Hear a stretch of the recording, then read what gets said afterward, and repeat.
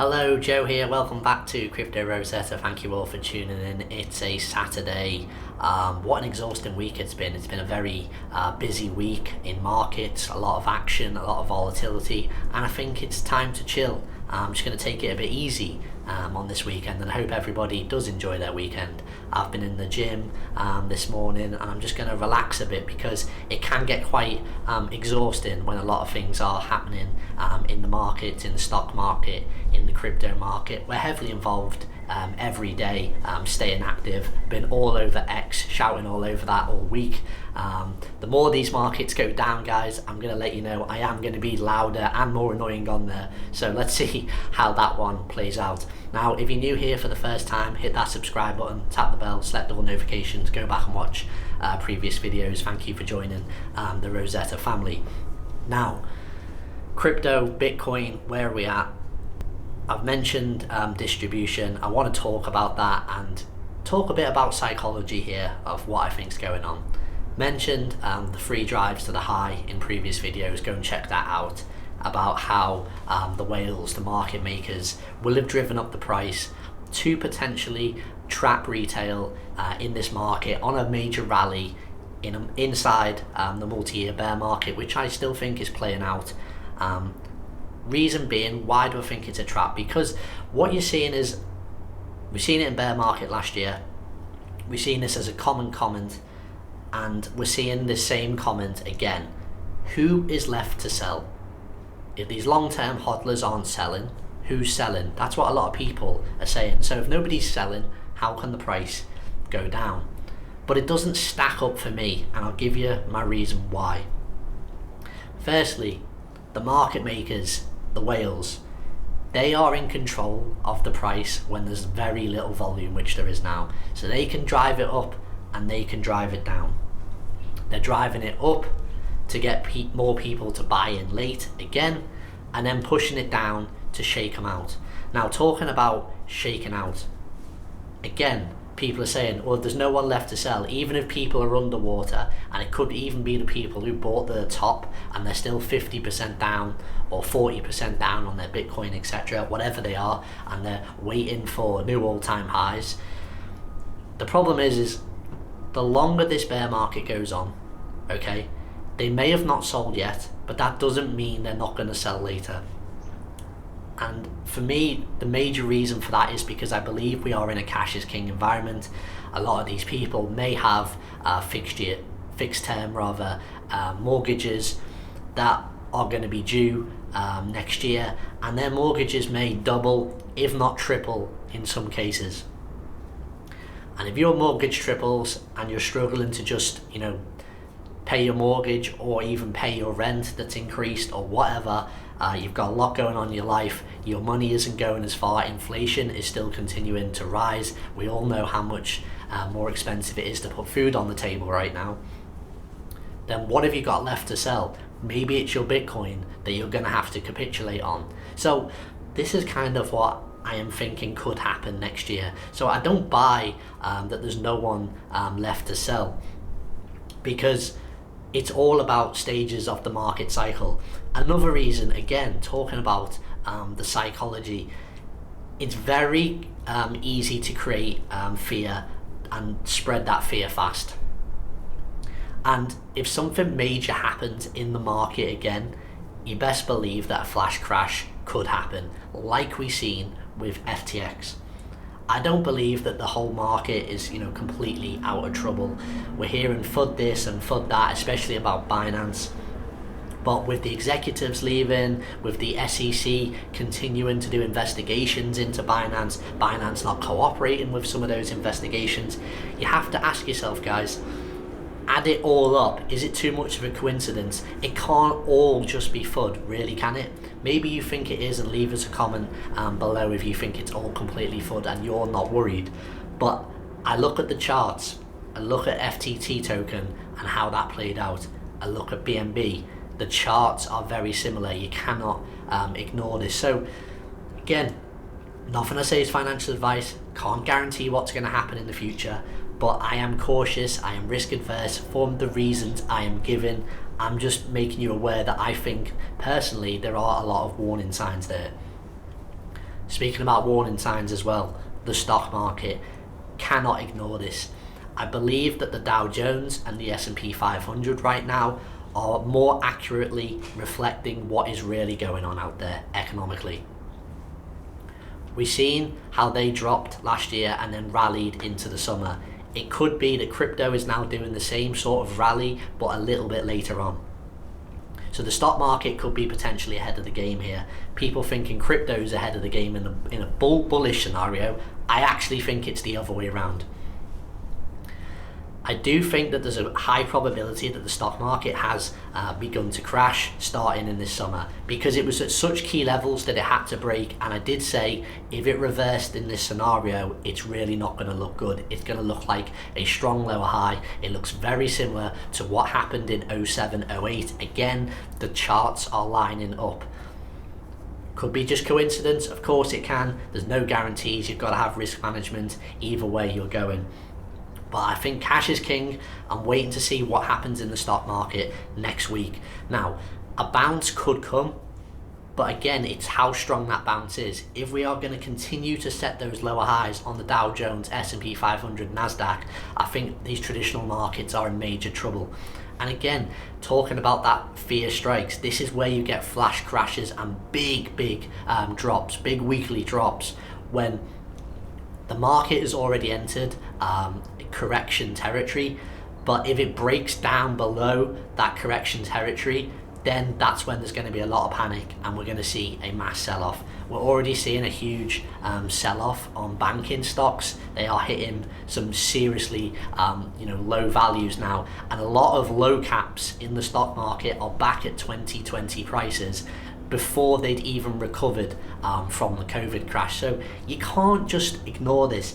Think like, if you're being really bullish out there, okay, again, leave us a comment below. I'm really interested to know why. But more importantly, what I would love to know is if anyone's bullish out there and this is happening around us in the stock market that you can't ignore, why are you not concerned about this? I would really like to engage in conversation with someone about why they're not concerned about what is happening in traditional markets. Also in traditional markets, again, bad for risk assets. Talked about the DXY on the channel.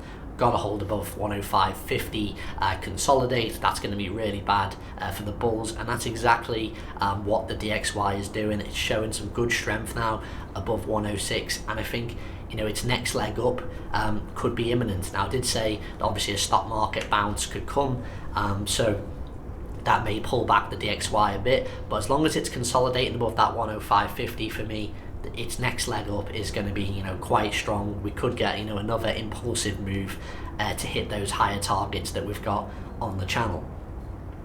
Again, it'll be a very slow moving chart. Things won't just happen fast on the DXY overnight, but it's about that constant and grind to the upside, which is going to be very bad, and grind risk assets to the downside. Talking about risk assets, want to talk about AI.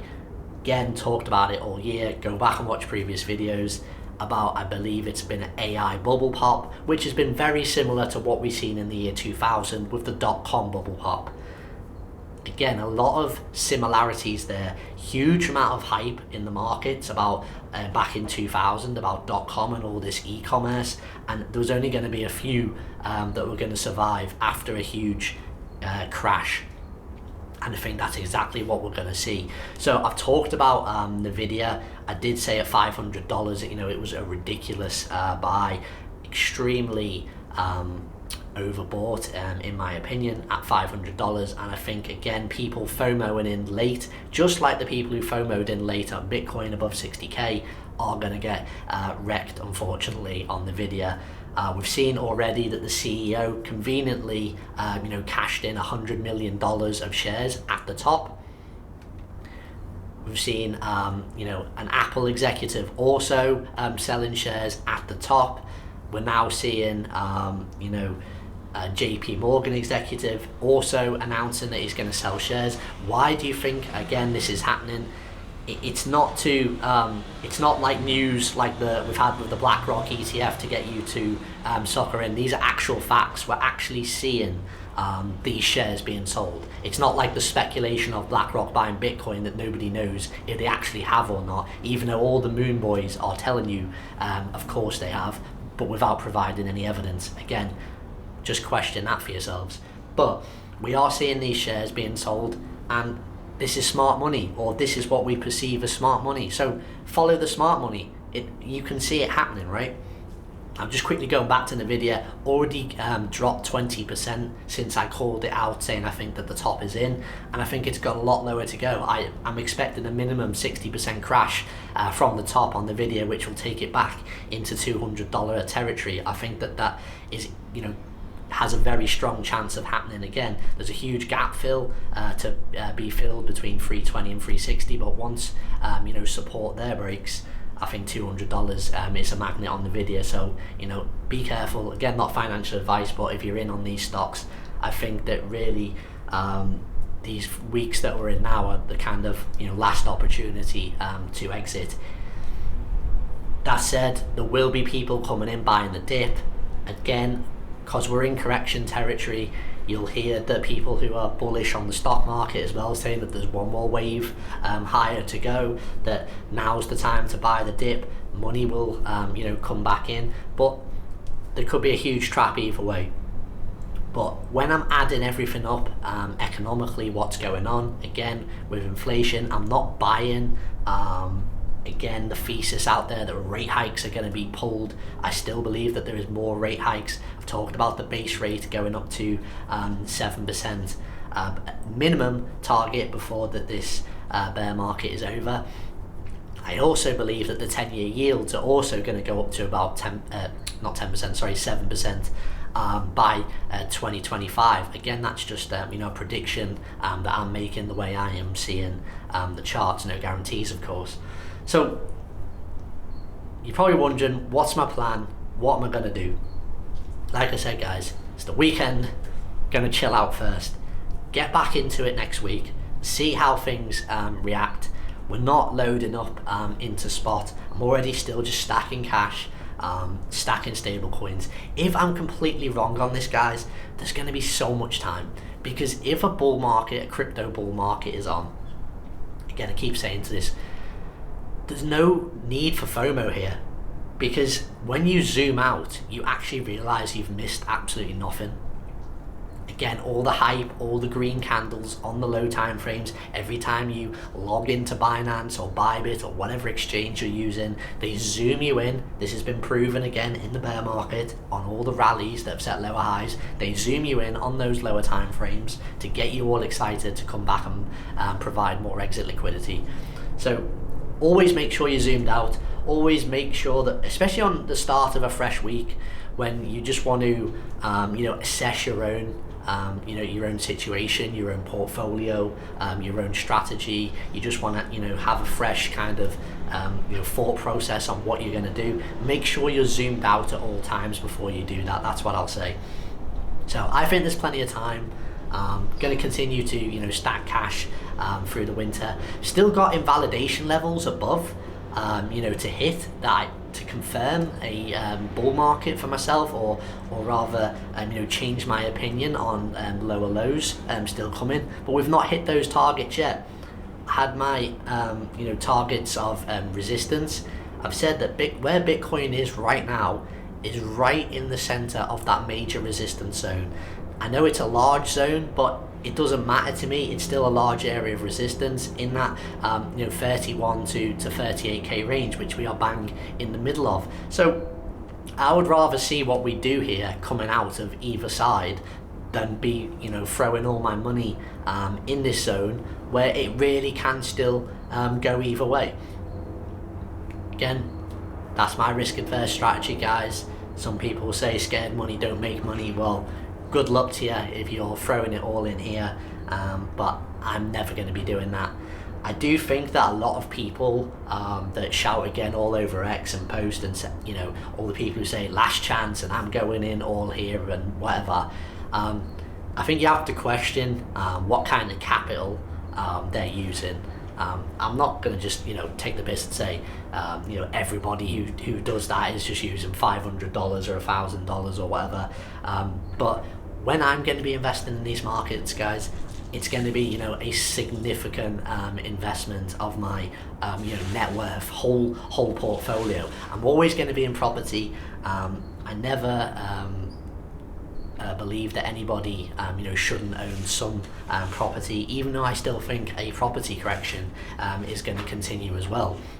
Seeing house prices continue to drop in the UK, and I think demand is going to drop heavily in the US. We've seen a major crash already in property in China, and I think that this is going to have big economic effects which are not going to be good. So again, just be aware of it. Sometimes when people are just all in on crypto, they can be completely oblivious to what else is going on in the world. So just educate yourself on that. That's enough for now. Enjoy your weekend. I'll catch you later.